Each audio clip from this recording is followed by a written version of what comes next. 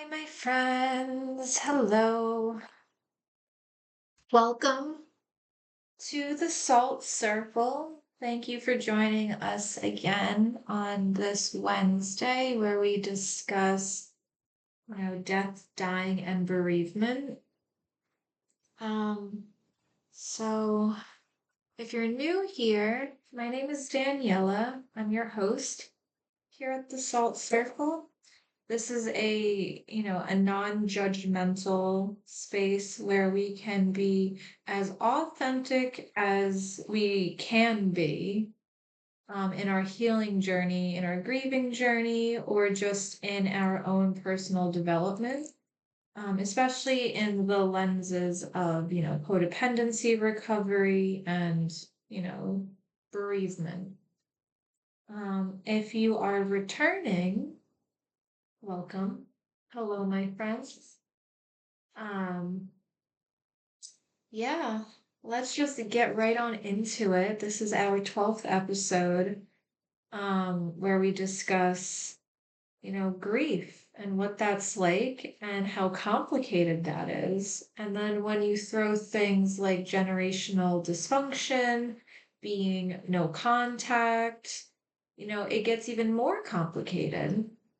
And death is already something that is pretty taboo, unless it's, part of a joke or a horror movie. We don't actually talk about death in the Western world, we don't really plan for it. We don't have open dialogue about final wishes or what it means to, love someone as they navigate their own mortality. Um, so I really would love to see that changed. Excuse me, I'm gassy. I don't know.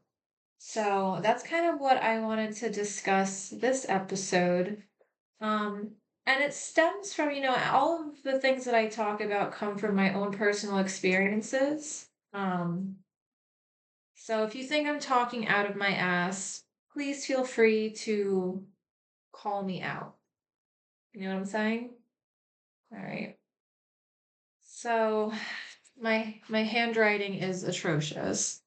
So this may take me a second to decode. So yeah, there is a lot of shame around death, around I'm swiveling, around dying, whether it's someone we know and it's just something that we're going to gossip about and speculate about or judge the people who are left surviving on after their identity has changed. Now they're a widower. Now they don't have a parent, whatever that change in identity is. It's something we will look on from an outside perspective and not want to touch, right?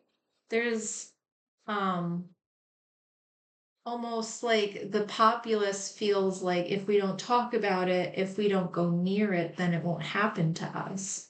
Kind of almost like an out of sight, out of mind mentality. And so we keep it a secret. If someone we love is dying, if they received, a terminal illness diagnosis, or if their chronic illness is now at a stage where it has progressed to no longer really being manageable. A lot of times, from what I've noticed, people they seem ashamed of it. They don't want to talk about it. Bereavement leave at jobs is, you know, people don't want to ask about, well, can I take that? What happens if you do have to take care of a relative? People don't like saying that they are or that they need help. So it really isolates them and it makes this really profound experience dying something that we're all going to experience. It makes it even more daunting to take on because you're doing it for the first time, probably you're doing it alone and you feel like you can't share what you're going through. Your employer's not going to care. You still have to show up for work. So why am I going to complain about it? maybe there is a feeling of you want to protect your family member's image. You don't want people to know them as someone who's sick and shitting themselves, someone who had, horrible alcoholism and their liver's failing and they're all, distended and discolored. And, you don't want people to know your parent like that or whatever the case may be. There's lots of different variables that can go into someone's end of life, right? And I think in the multitudes and the complexity, we just don't want to talk about it. Maybe you should share with me what you think about that. Um,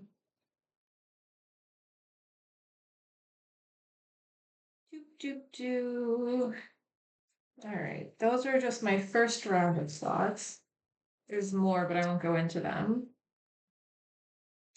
So this deep-seated uncomfortableness with our mortality, there is also fear of the unknown, fear of the uncertainty, fear of losing a loved one, of being, without them, the fear of vulnerability. There's so many things we can fear, well, what if you're unable to take care of yourself? And if, the other person dies, then what happens to you? That's not a selfish thought. It's a very real thought.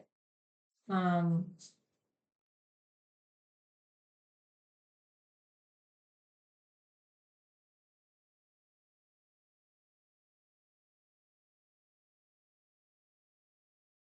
oh wow, what did I even write? Pellison? Sugars.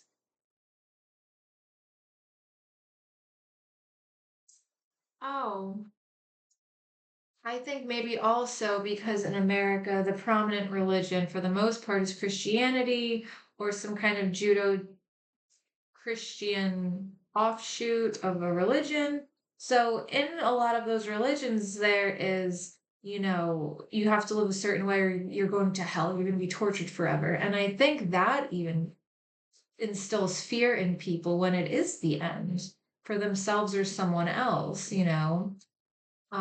especially with people being so seemingly ambiguous about following their uh, declared religion, not to a T, being one, following one religion, but still breaking a bunch of, the religious rules or whatever. I think they're to come face to face with that. Now it's more than being talked to at a sermon or reading some scripture or hearing something spoken over your dinner every day. I think now it's really that, again, that mortality, because a lot of the these Western religions, I think, operate on fear and on guilt and on this idea that there will be people who are condemned and not worthy. Will you be one of them? Um, uh, and I think that's why people keep silent about it in America too, is because we have like this unwritten rule that you don't talk politics, you don't talk money, and you don't talk religion. That's the best way to keep everything civil and amicable and friendly. I remember hearing that when I was a little kid, living with my grandparents. They're like, yeah, you don't ask people how much their house is. You don't ask people what they think happens after you die because you're going to get people that disagree. Um, so by keeping silent, though, the silence fuels the fear. It creates a bigger bandwidth of uncertainty, of unknown, of questions that are not just unanswered, but not even asked. You know what I'm saying?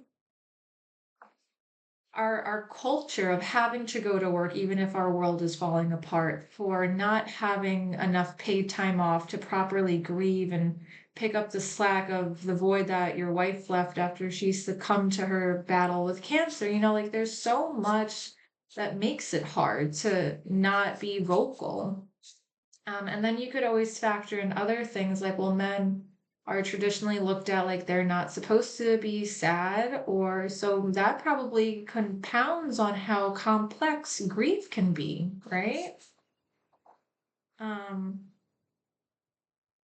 there's also, I think, a desire to protect our loved ones and to protect our friends and not to be, you know, a Debbie Downer or Mr. Existentialism. We don't want to create this heaviness, and we don't want to be the bearer of bad news and bring everyone down to reality of like, hey, Johnny's dying. Hey, yeah, remember that party we went to and he jumped in the pool? Well, he jumped in head first in the shallow end and he went to the hospital and he's completely paralyzed and he got an infection and now he's dead. Yeah, I know it happened all in a weekend. It's insane. Like, you know, some people really have a hard time being that messenger or relaying that information. So I think there is a lot of reasons why people don't want to talk about death, whether it's a loved one or someone, you know, in their family. I think too, especially if you're in no contact with a family member, to say like, hey, yeah, aunt whoever is dying, they'll be like, oh, I didn't know you had an aunt whoever, and it's like, oh yeah, well she tried to throw me off a bridge, so we like, you know, had her removed from the family, but like she reached out to me, like to open that, I think. And then you kind of have to deal with that. That's why kind of death is this great equalizer. It's a great catalyst to shadow work and to, you know, examining yourself and what you're made of and what you want and how you react and what's important to you. You know, death is a really profound transformative period. Um, but it can also be a very painful period. And I think, you know, people really want to protect themselves and protect others, even perhaps the person who is dying, right? And, you know, by shielding people, by not telling people, uh, by trying to protect these people or themselves, what is happening is it inadvertently is that, you know, this is fostering even more isolation and even more fear and even more instances of misunderstanding. I think it also can really lead to situations of unfulfilled last wishes, unsaid goodbyes, missed opportunities for reconnection or, you know, coming to maybe not closure, but some kind of conclusion. Um, and by not talking to people, especially the person who is dying, you're hiding the reality. Like if you're hiding the reality of their terminal illness from them. And this is something that I've seen a couple of times when it is a child who is terminally ill and the parents just can't bring themselves to tell the kid that. So they'll just say, oh, you're cured. Yeah. And it's fucked up because the child will still feel sick. They'll feel worse, but their parents are telling them they'll be okay. So, you know, now there's this stress because there's this incongruency between how they feel and what they're being told. So maybe now the kid even won't even vocalize when they are even feeling worse than that because they don't want to upset their parents, you know? So it really can foster so much. I don't even want to say negativity because it's not negativity. It's coming from a place of love and protection. It's just, you know, creating this miasma, this clouding fog is not helpful. It's not actually lessening anything. It's just blinding everyone. Um, and you know, children can also have wills. They can also have things that, you know, maybe there's certain clothes that they want to be buried in, or there's certain things they want to leave to people or say to people, or, you know, piggy bank money that they want to put towards a charity.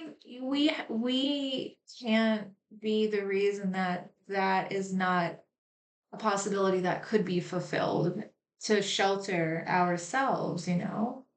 That's why it really, like I said, inadvertently fosters isolation, fear, and miscommunication, misunderstanding. And this can also cause significant harm to um, people who are, witnessing it to process their feelings, let alone the person who's actually dying. You know, once upon a time, there was a really old couple, and the wife was dying, and nobody wanted to tell her. And they thought, she might not understand. And they also kind of believe that, yo, she'll get better. The doctors don't know what they're talking about. And you're stunting inevitable processes and you're turning it more complex because you're hiding things, you're denying things, and you're disowning things, these things being feelings and reality. um you're also taking away the ability for the person who is dying to consent to their own life, right? They can't make informed decisions about their life when they are being held at an arm's distance from the truth of their own life. Um, and we might be keeping them from, like I said, saying goodbyes, getting their wills in order, doing things that's on their bucket list. We have no idea. Or, even just saying like, hey, I want to be, cremated and scattered over the Brooklyn Bridge, or hey, I want, my organs to be donated. My husband will say that he doesn't want that, but I'm telling you, this is what I want. There's so much, right? Um, Keeping death or dying a secret, right, harms the patient and the caregiver. It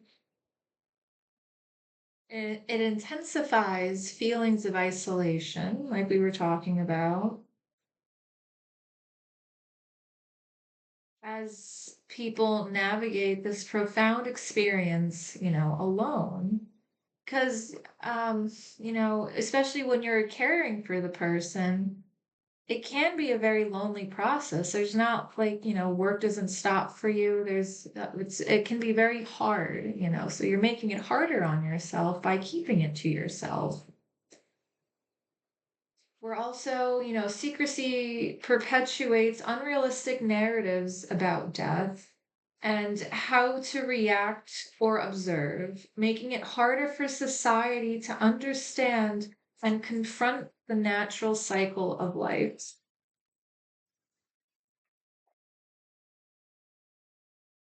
Sorry, I'm so blind. It doesn't help that I'm in the dark too. A candy die. And take a minute, digest that. I'm gonna click over here. All right, looks like all systems are a go.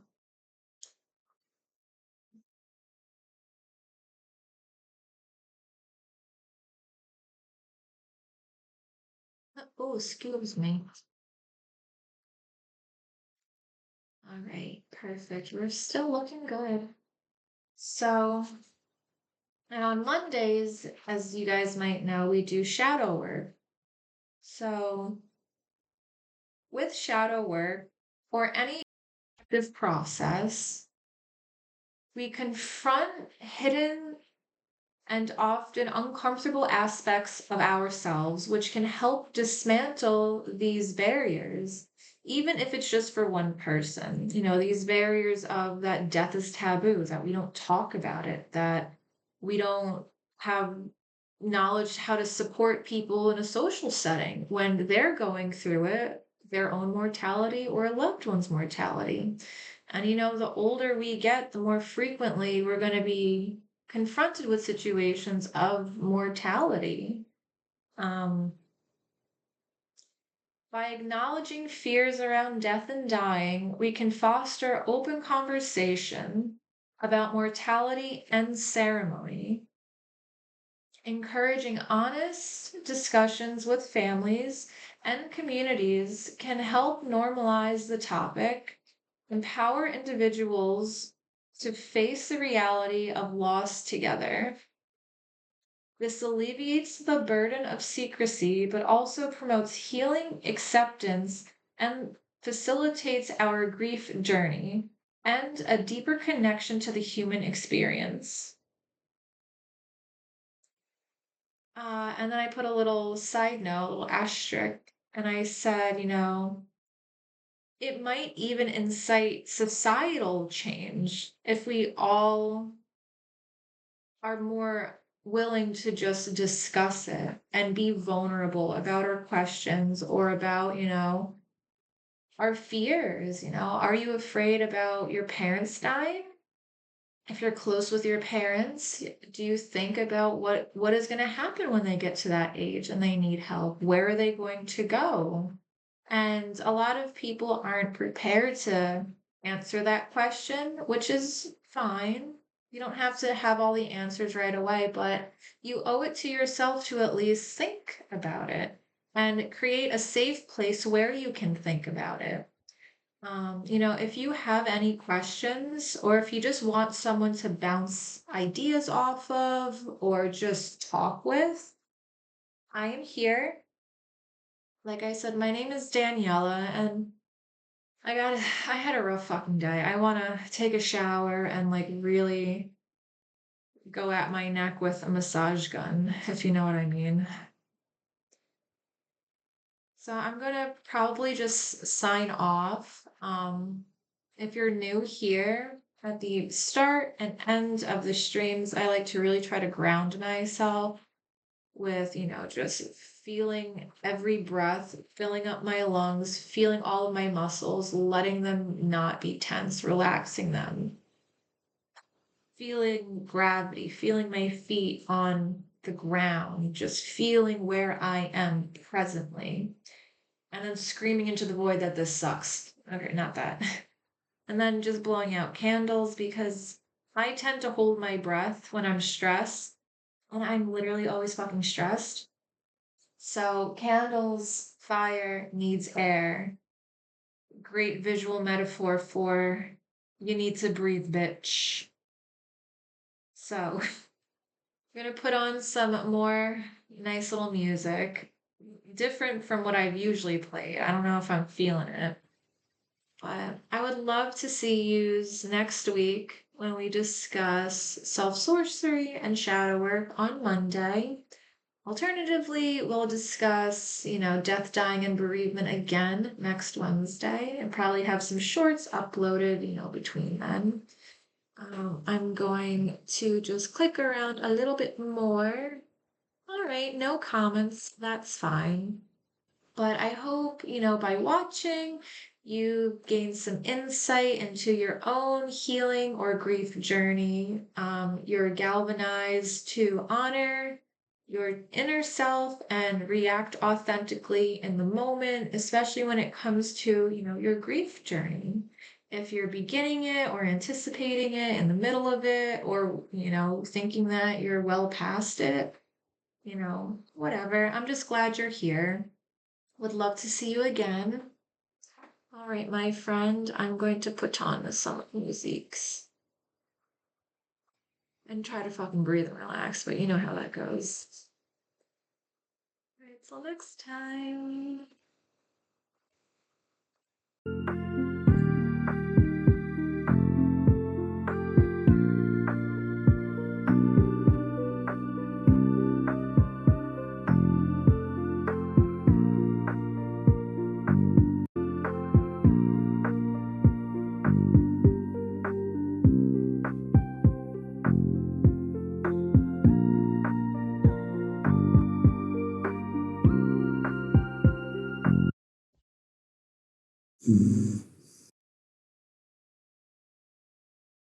My computer, I hope, didn't just break.